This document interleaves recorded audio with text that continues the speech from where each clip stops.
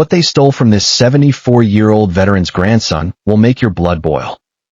Meet Robert Bob Matthews, a 74-year-old retired teacher from suburban Atlanta, Georgia. Every morning, Bob walks past his grandfather's display case in his living room, a sacred shrine containing 2 Purple Hearts, a Bronze Star, and service ribbons from World War I and World War II. These weren't just medals to Bob. They represented his family's legacy of courage. His grandfather, Staff Sergeant William Bill Matthews, had stormed the beaches of Normandy. His great-grandfather, Corporal James Matthews, had survived the trenches of France in 1918. Bob would often tell his grandchildren stories about these heroes, pointing to each medal with pride. Your great-great-grandpa James crawled through mud and barbed wire to save his fellow soldiers, he'd say, his voice filled with reverence. But on this particular Tuesday morning in October, something was terribly wrong. Bob approached the display case and froze. The glass was shattered, and inside, it was completely empty. Bob's hands trembled as he stared at the broken glass scattered across his hardwood floor. His wife Martha rushed in from the kitchen, coffee mug still in hand. "Bob, what happened?" "I heard you gasp." Martha stopped mid-sentence when she saw the destruction. The couple had been married for 52 years, and Martha had never seen her husband cry. But today, tears streamed down Bob's weathered cheeks as he knelt beside the empty case. "They're gone, Martha. All of them. Grandpa Bill's Purple Heart from D-Day, Great-Grandpa James's Bronze Star from the Argonne Forest, everything." Martha immediately called 911 while Bob examined the rest of the house. The back door had been pried open, leaving scratches on the wooden frame. Strangely, the thieves had ignored the big screen TV, Martha's jewelry box, and even cash sitting on the kitchen counter. They had come for one thing only: the medals. Detective Sarah Rodriguez arrived within 20 minutes. A 15-year veteran of the Atlanta Police Department, she'd seen many burglaries, but this one felt different. "Mr. Matthews, I need to ask, did anyone know about these medals? Friends, neighbors, repair workers?" Bob shook his head slowly. "Only family and close friends. We've lived here for 30 years. Everyone knows how much those medals meant to us." Detective Rodriguez's expression darkened. "Sir, I have to tell you something. You're the 3rd family this month to report stolen military medals. We think we're dealing with organized thieves." Detective Rodriguez spread photos across Bob's dining room table. Each image showed empty display cases, broken glass, and heartbroken families. "The Wilson family lost their son's Medal of Honor from Vietnam," she explained. "The Johnson family had their father's Air Force Cross stolen last week. All the break-ins happened during weekday mornings when families were at work or running errands." Bob studied the photos, his anger building. "So someone's targeting military families specifically?"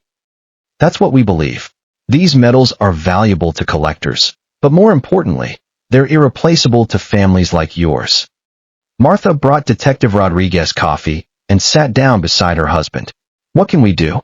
Those medals are all we have left of Bill and James." The detective pulled out her notepad. "I need detailed descriptions of each medal. Any unique markings, engravings, or damage that might help identify them." Bob closed his eyes, recalling every detail. Grandpa Bill's Purple Heart had a small dent on the edge from when he dropped it at his wedding. Great-Grandpa James's Bronze Star was engraved with his initials, JWM, James William Matthews. And the service ribbons? Bill had the European Theater Ribbon, the Good Conduct Medal, and his Army Air Force's wings. James had the Victory Medal from World War I and his Combat Infantryman badge. Detective Rodriguez wrote frantically. As a military daughter herself, she understood the sacred nature of these items. Her phone buzzed with a text message. She read it quickly, then looked up at Bob with renewed urgency. "Mr. Matthews, we might have caught a break. Someone just tried to sell military medals at a pawn shop downtown." Within 30 minutes, Bob found himself in the passenger seat of Detective Rodriguez's unmarked police car, racing toward Pete's Pawn Palace on the south side of Atlanta.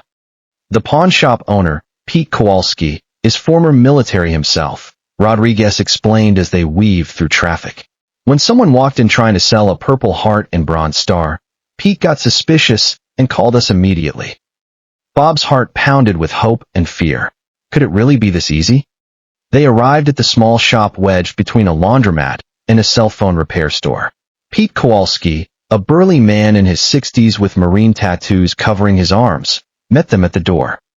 "Detective, glad you got here quick." The guy was nervous as hell, kept looking over his shoulder. "Did you get a good look at him?" Rodriguez asked. Mid-30s, about 5 feet 8 inches, wearing a Falcons cap and jeans. "But here's the thing, these ain't your grandfather's medals." Bob's hope deflated as Pete showed them the medals on his counter. Wrong engravings, different ribbons, clearly from a different family's collection.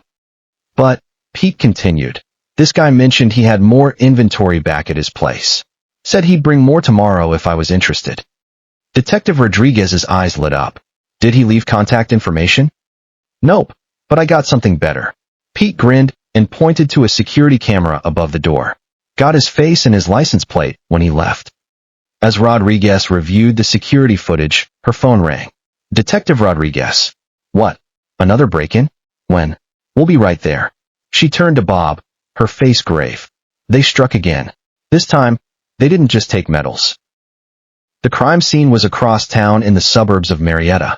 The Harper family home looked similar to Bob's, middle-class neighborhood, American flag in the front yard, and a shattered display case visible through the front window.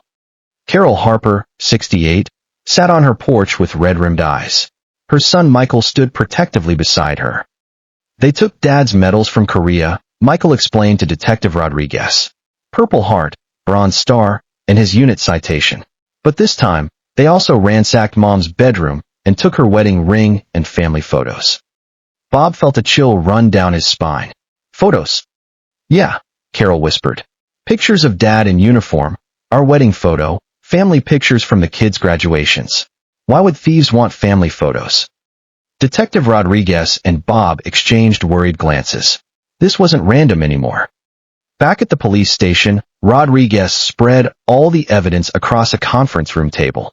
Crime scene photos, victim statements, and the pawn shop security footage. "Look at the pattern," she explained to Bob. "All victims are elderly, all have military family history, all live in similar neighborhoods." "But how did they know which houses to target?" Bob asked. Rodriguez pulled up a map on her laptop, marking each burglary location with red pins. "That's what bothers me. These homes aren't randomly selected. Someone scouted them first." She showed Bob the security footage from Pete's pawn shop. The suspect was clear as day, a thin man with shifty eyes and nervous movements. "We ran the plates.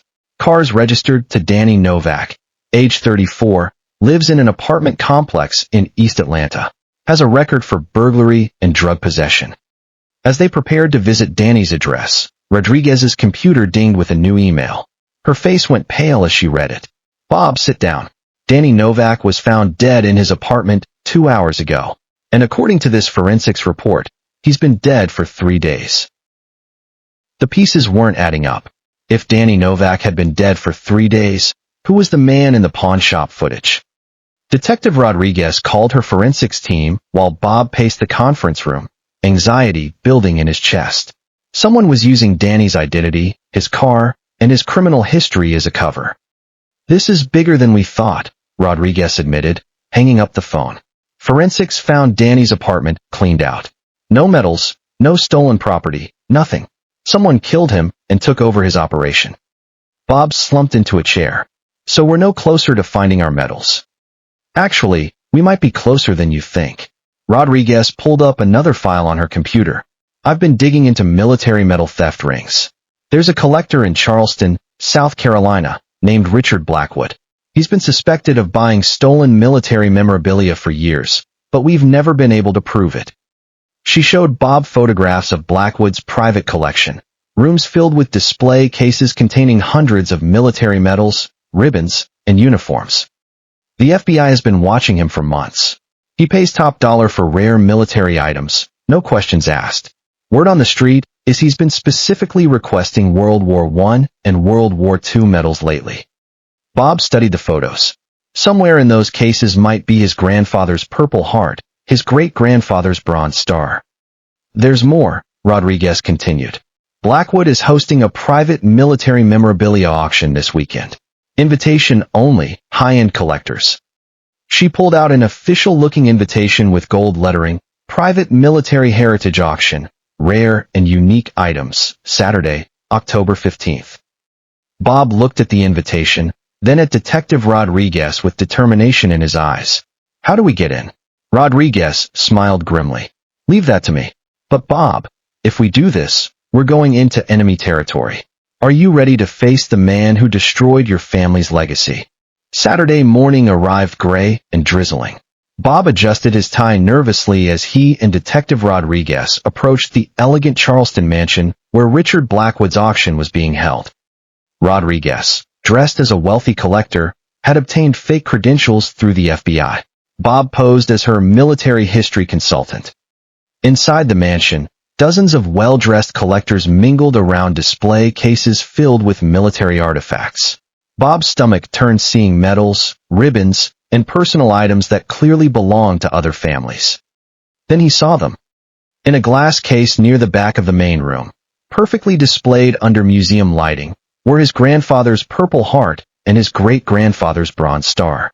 The dent in the Purple Heart's edge was unmistakable. Rodriguez, Bob whispered, his voice shaking. Case number 12. Those are mine. Detective Rodriguez casually approached the case, pretending to admire the collection. A small placard read, Lot number 47, World War I Bronze Star and World War II Purple Heart, Normandy Campaign, starting bid $5,000. Richard Blackwood himself approached them, a thin, well-dressed man in his 50s with cold, calculating eyes. Beautiful pieces, aren't they? Blackwood said smoothly. Authentic battlefield awards. The Purple Heart has verified provenance from D-Day. Bob's hands clenched into fists, but Rodriguez placed a calming hand on his arm. Fascinating, Rodriguez replied, playing her role. How do you verify authenticity with pieces like these? Blackwood's smile faltered slightly. We have reliable sources who understand the historical value of preserving these artifacts. Like Danny Novak? Rodriguez asked quietly. The color drained from Blackwood's face. I'm sorry, I don't know that name. Rodriguez reached into her purse and pulled out her badge. FBI. Richard Blackwood, you're under arrest for trafficking in stolen military property. Chaos erupted. Several collectors tried to flee, but FBI agents who had been stationed throughout the house moved in quickly. Bob watched in satisfaction as Blackwood was handcuffed. 3 weeks later, Bob sat in his living room, carefully placing his grandfather's Purple Heart back in its proper position in the restored display case. The Bronze Star sat beside it, polished and gleaming. Martha brought him coffee and kissed the top of his head. They looked good back home. Detective Rodriguez had called that morning with an update. Blackwood's operation had been trafficking stolen military memorabilia across 5 states. Over 200 families would be reunited with their stolen heirlooms. You know what the best part is? Bob said to Martha, touching the glass case gently. These medals are back where they belong, and Grandpa Bill and Great-Grandpa James can rest in peace knowing their sacrifice is honored properly. As the sun set through their living room window, casting golden light across the metal display, Bob felt his grandfather's presence in the room. Their legacy was safe, their honor restored. Thanks to Detective Rodriguez's work and Bob's determination, over 200 military families recovered their stolen heirlooms. Richard Blackwood was sentenced to 8 years in federal prison. The medals returned home where they belong, honoring the heroes who earned them. Have you lost military memorabilia to theft? Share your story in the comments below. And subscribe to Everyday Hero Files for more stories of justice and honor.